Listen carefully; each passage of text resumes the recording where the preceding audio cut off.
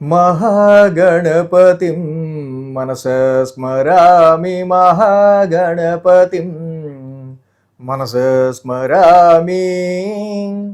TR creations family అందరికీ నా హృదయపూర్వక ధన్యవాదాలు. సో అలాగే ఏప్రిల్ మాసానికి సంబంధించి మాస ఫలితాలు ద్వాదశ రాశుల వారికి ఎలా ఉండబోతున్నాయి ఏంటని మనం ఈ వీడియోలో చూద్దాం. మేజర్గా ఇక్కడ ఏప్రిల్ మాసంలో మనం చూస్తే పెద్దగా మేజర్ ఈవెంట్స్ చూస్తే ఏమీ లేవు. 16వ తారీఖు మాత్రం మాస శివరాత్రి అదొకటి ఉంది. సో అలాగే ఈ మాసంలో మేజర్ ట్రాన్సిటల్ చేంజెస్ ఎలా ఉన్నాయంటని చూస్తే 3వ తారీఖు నుంచి మారబోతున్న కుజుడు, ఏదైతే రాహుతో ఇతి చెందిన కుజుడు ఇప్పుడు శనితో ఇతి చెందబోతున్నాడు. రెండు శత్రువులే ఆయనకి. మేన రాశిలోకి ఏప్రిల్ 3 నుంచి ప్రవేశించబోతున్నాడు కుజుడు. నెక్స్ట్ ఏప్రిల్ 11 వరకు కూడా బుధుడు మేన రాశిలో ఉంటున్నారు. ఏప్రిల్ 11 వరకు కూడా కుంభరాశిలో ఉన్న బుధుడు ఇక ఆయన కూడా మేన రాశిలోకి వెళ్తూ ఉన్నారు. ఏప్రిల్ 14 వరకు కూడా రవి ఇక్కడ మనం చూస్తే కనుక ఆయన మేన రాశిలో ఉంటా తర్వాత తన ఉచ్చక్షేత్రం ఏప్రిల్ 14 నుంచి మేషరాశి రవి యొక్క ఉచ్చక్షేత్రంలోకి ఆయన గోచారం మొదలు పెట్టబోతున్నారు. ఇక శుక్రుడు చూస్తే మేషరాశిలో కుజుడింట్లో ఏప్రిల్ 20వ తారీఖు వరకు కూడా ఉంటారు. సో ఆ తర్వాత 20 తర్వాత వృషభ రాశిలోకి శుక్రుని యొక్క సంచారం మొదలవుతూ ఉంది. ఇవి మాసగ్రహాల యొక్క పరిస్థితి. ఇక లాంగ్ టర్మ్ ప్లానెట్స్ విషయానికి వస్తే గురుడు మనకి మిథున రాశిలోనే వక్రత్యాగం అయ్యి డైరెక్ట్ మోషన్లో ఇప్పుడు ట్రాన్సిట్లో ఉన్నారు. కేతువు సింహరాశిలో ఆయన సంచారంలో ఉంటూ ఉన్నారు. ఆపోజిషన్లో సేమ్ సమసప్తంలో కుంభరాశిలో రాహువు కూడా ట్రాన్సిట్లో ఉంటూ ఉన్నారు. ఇక మరొక లాంగ్ టర్మ్ ప్లానెట్ శని భగవానుడు మేనరాశిలో ఆయన యొక్క గోచారాన్ని కొనసాగిస్తున్నారు. సో ఈ విధంగా ఈ యొక్క లాంగ్ టర్మ్ ప్లానెట్స్ అండ్ అలాగే మాసగ్రహాల యొక్క ఫలితాల ఆధారంగా ద్వాదశ రాశుల వారికి సంబంధించి ఏప్రిల్ మాసం ఎలా ఉండబోతుంది ఏంటనేది మనం ఈ వీడియోలో చూద్దాం. తులారాశి వాళ్ళకి సంబంధించుద్దాం. తులారాశి వాళ్ళకి ఏప్రిల్ మాస ఫలితాలు మనం చూసినట్టయితే కనుక ఈ రాశి వారికి యోగిస్తున్న గ్రహాలు షష్టమంలోనే చాలా గ్రహాల వరకు యోగిస్తున్నాయి. వాళ్ళకి శని, రవి, కుజ, అలాగే బుధ షష్టమ స్థానంలో 4 గ్రహాలు. అలాగే ఇక్కడ 8, 9 అష్టమ స్థానంలో శుక్రుడు, అలాగే భాగ్యస్థానంలో గురుడు, లాభంలో కేతువు. చాలా వరకు కూడా 7 గ్రహాల యొక్క అనుకూలత ఉంది ఈ రాశి వాళ్ళకి. కాకపోతే అన్నారంటే ఏదో ఒకటి ఉండే ఉంటుంది అనుకున్నారు కదా. సో మెయిన్ ఏంటంటే ఒక విధంగా రవి యొక్క ట్రాన్సిట్ వీళ్ళకి షష్టమ స్థానంలో నడుస్తూ ఉంది, మంచిది చాలా. కుజుడి యొక్క ట్రాన్సిట్ కూడా మళ్ళీ ఈ మాసం మొదటి నుంచే కుజుడు ఎంటర్ అవుతున్నాడు మేన రాశిలో, అది షష్టమ స్థానం. 11వ తారీఖు బుధుడు ఎంటర్ అవుతున్నాడు, అది షష్టమ స్థానం. So actually 6th house is the house of conflicts.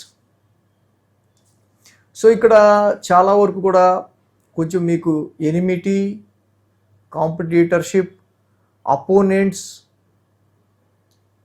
అంటే వీటిని అధిగమించుకుంటూ ముందుకు వెళ్ళాల్సిన మాసంగా ఈ యొక్క మాసాన్ని మనం చెప్పచ్చు.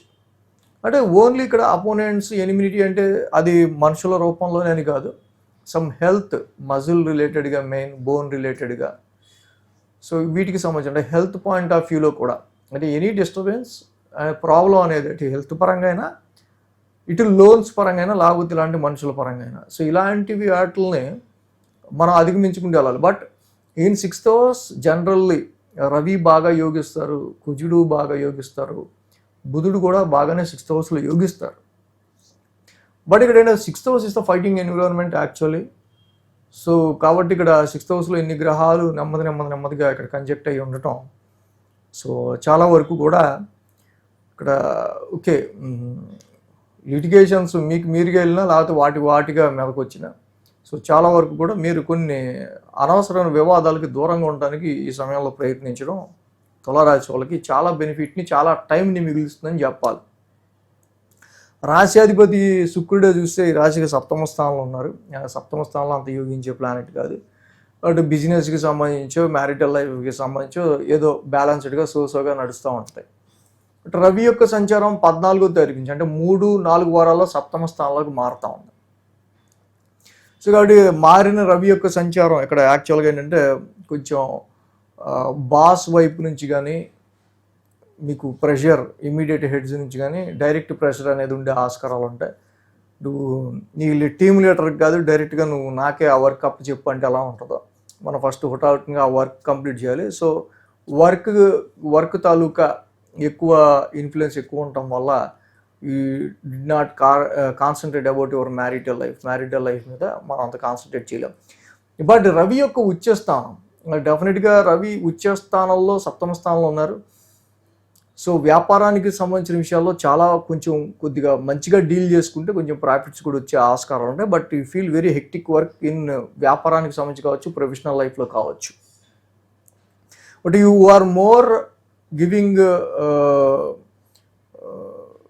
మీరు ఎక్కువ మీ యొక్క ఉద్యోగానికో వ్యాపారానికో ఎక్కువ మీరు ఇక్కడ ప్రయారిటీ ఇచ్చే ఆస్కారం, giving more priority, less priority to your marital life.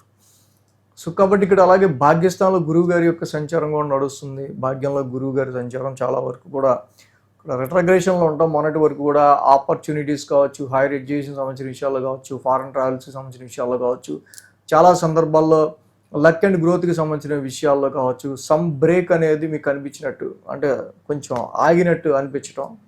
But ఇప్పుడు గురువు గారు డైరెక్ట్ మోషన్లో ఫార్వర్డ్ మోషన్లో ఉన్నారు భాగ్యస్థానంలో. డెఫినెట్గా it gives good results to your life గ్రోత్కి సంబంధించి మీరు పెట్టుకునే ambitions or higher goals, higher నాలెడ్జ్కి సంబంధించిన విషయాల్లోనూ చాలా వరకు కూడా ఇక్కడ గురు భగవానుడు మీకు చాలా బాగా హెల్ప్ చేస్తారు హైయర్ ఎడ్యుకేషన్ చదివే వాళ్ళకి. And through your father support or your guru support or your mentor support ఎక్కువగా ఇక్కడ ఉండే ఆస్కారాలు మనకి చాలా వరకు కనిపిస్తూ ఉన్నాయి.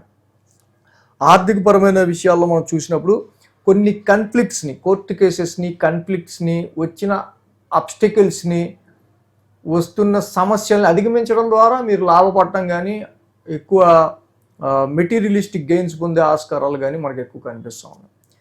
సో కాబట్టి ఈ రాశికి మెయిన్గా మనం చూస్తే కనుక ఆరోగ్యపరమైన విషయాలు కూడా కొంచెం కేర్ తీసుకుంటూ ఉండండి. డ్రైవింగ్ చేసేటప్పుడైనా ఆరోగ్యపరంగా కొన్ని విషయాల్లో అయినా 6th హౌస్ని ఇన్ని ప్లానెట్స్ ఆక్యుపై చేసుకుని ఉన్నాయి కాబట్టి సో మొదటి 11 రోజులు కూడా బుధుడి యొక్క సంచారం పంచమ స్థానంలో జరుగుతుంది. సో మీరు పెట్టుకున్న అంటే మీరు క్యాలిక్యులేషన్తో చేసిన ప్రతి పని కూడా 11వ తారీఖు వరకు ఏంటో అంత ఎఫెక్టివ్ రిజల్ట్స్ ఇవ్వలేదు వర్క్ అవుట్పుట్లో అన్నట్టు ఉంటాయి. బట్ ఏంటంటే ప్రతిదీ కూడా ఒక అబ్స్టకిల్ని ఒక హర్డిల్ని మీరు దాటుకుని వెళ్ళటం వల్ల మీకు కొంతవరకు దాని నుంచి కొంచెం ప్రయోజనం వస్తూ ఉంటుంది. బట్ 6th హౌస్లో ఉన్న ఆల్ ప్లానెట్స్ తులారాశికి direct aspect in 12th house. 12th house is loss కావచ్చు, expenditure or so you feel very tight schedule కూడా చాలా నైట్ టైం కూడా అంటే పలానా టైం అని లేకుండా వర్క్ రావటం అలాగే కొంచెం అన్స్టెబిలైజ్డ్ వర్క్ టైమింగ్ కూడా మన ఇక్కడ ఉండే ఆస్కారాలు ఉన్నాయి. కీప్ హెల్త్ గుడ్, ఎందుకంటే మరి అన్నీ వేయిస్తానని చూస్తాయి కాబట్టి అది మెడికల్ ఎక్స్పెన్సెస్సా సో ఏ విధమైన ఎక్స్పెన్సెస్ని కలగజేస్తున్నాయి అనేది కూడా మెయిన్. బట్ 6th హౌస్లో యాక్చువల్గా రవి కుజ శనులు బాగానే యోగిస్తారు కాబట్టి నథింగ్ టు వరీ. బట్ ఏంటంటే కానీ కుజుడికి శని పడ్డు, మళ్ళీ బుధుడికి కుజుడు పడ్డు, ఇలా శత్రుత్వంతో కూడిన షష్టమ స్థానం ఉంది కాబట్టి ఇక్కడ మేజర్గా మ్యారిటల్ లైఫ్లో స్పౌజ్ మీ భార్య ఆర్ భర్త కానీ ఆర్ యువర్ పేరెంట్స్ వీళ్ళకి మధ్య కొంచెం బ్యాలెన్స్ని క్రియేట్ చేయడానికి ఈ మంత్ ఎక్కువ ట్రై చేయాల్సి వచ్చే ఆస్కారాలు కనిపిస్తూ ఉన్నాయి. సో కాబట్టి తులారాశి వాళ్ళకి డెఫినెట్గా గురుబలం బాగానే ఉంది కాబట్టి ఈ సమయంలో వర్క్ ప్రొఫెషన్ విషయంలో ఏంటి అలాగే తప్పకుండా ఈ రాశి వాళ్ళకి గురుబలం 9th హౌస్లో ఉండటం వల్ల ఏ రంగానికి చెందిన వాళ్ళైనా సరే తప్పకుండా వీళ్ళకి మంచి పాజిటివ్ రిజల్ట్స్ అనేవి గురుడు వల్ల కలుగుతూ ఉన్నాయి. సో మెయిన్గా మరి 6th హౌస్లో ఉన్న ఈ గ్రహాల వల్ల మనకి ఎక్కువ మెయిన్ ఈ అబ్స్టకిల్స్ హర్డిల్స్ ఎప్పుడు రావచ్చు, సో వాటిని ఎప్పుడు మనం ఫైట్ చేసి డిఫీట్ చేసి ముందుకు వెళ్ళాల్సి వచ్చే ఆ వారం ఏంటి, ఏ వారంలో ఎక్కువ దీని ప్రెషర్ ఏ డేట్స్లో ఉండొచ్చు. సో ఇది మనం వీక్లీ కూడా ఫాలో అయితే మీకు బాగా తెలుస్తుంది. గురువు గారు భాగ్యస్థానంలో ఉండటం వల్ల మనకు కొంత బెటర్గా లైఫ్ గ్రోత్కి సంబంధించి మంచి best opportunities luck and fortune కలిసి వచ్చే ఏ వారంలో ఏ డేట్స్ ఇవన్నీ మన వీక్లీలో బాగా తెలుస్తాయి అన్నమాట. సో కాబట్టి ఇక్కడ మనం చూస్తే కనుక బుధుడి యొక్క ట్రాన్సిట్ ఫస్ట్ 11 రోజులు బాగుండాల, కాబట్టి 11 రోజులు విష్ణు సహస్రనామ పారాయణం చేసుకోవడం చాలా మంచిది. రాశ్యాధిపతి శుక్రుడి యొక్క ట్రాన్సిట్ ఫస్ట్ 20 డేస్ బాగా. సో కాబట్టి ఇక్కడ హిమకుంద మృణాలాభం తప్పకుండా శుక్ర నవగ్రహ శాంతి మంత్రం చదువుకోవడం చాలా మంచిది. రవి యొక్క ట్రాన్సిట్ కూడా మనకి 14వ తారీఖు నుంచి అంత ఫేవరబుల్గా లేదు కాబట్టి రవికి జపాకుష్మ సంకాసం. సో ఇది ఏ వారం ఏ ప్లానెట్కి చేస్తే ఎక్కువ బాగుంటుంది, ఏంటి ఫలానా రెమెడీ అనేది మనకి వీక్లీ ఫాలో అయితే ఇంక బాగా తెలుస్తుంది. మరి మంత్ మొత్తం గుర్తుపెట్టుకోవడం కష్టం కాబట్టి. So thanks for watching TR creations. ధన్యవాదాలు. ఈ వీడియో కనుక మీకు నచ్చినట్లయితే లైక్ చేయండి, షేర్ చేయండి.